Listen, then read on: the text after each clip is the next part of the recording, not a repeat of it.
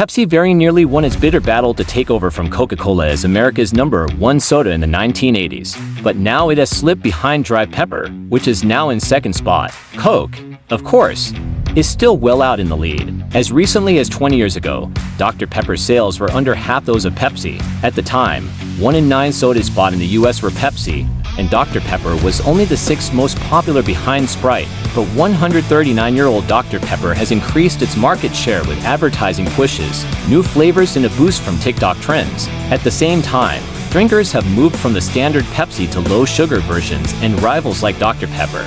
The chart below, based on a report from Beverage Digest, shows how market share for the two has converged, with Dry Pepper now very slightly ahead. Coke is still the undisputed king of the $97 billion US soda industry, with more than double the market shares of any of its rivals at 19.18%.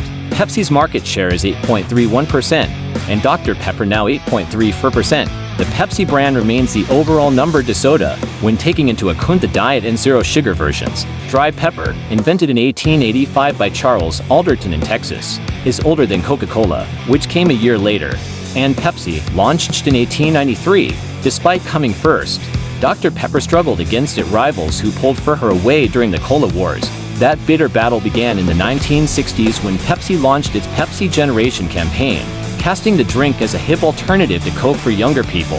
Pepsi, which also famously rolled out adverts with Michael Jackson in the 1984, never quite caught Coke, but it got very close in the 1980s as the war intensified, and, apart from 3 years from 2010 when Diet Coke muscled in, regular Pepsi has held the number 2 spot since Beverage Digest began collecting data in 1985. Dry Pepper has been helped by the rivalry between Coke and Pepsi, which tend to have exclusive deals with national restaurant chains so they only have one type of cola. For example, McDonald's is Coke but KFC, Pizza Hut, and Taco Bell are Pepsi. Subway, meanwhile, is moving from Coke to Pepsi in 2025, but Dr. Pepper owner Keurig has deals with both sides, so it is on almost all drinks fountains whether they are branded Coke or Pepsi.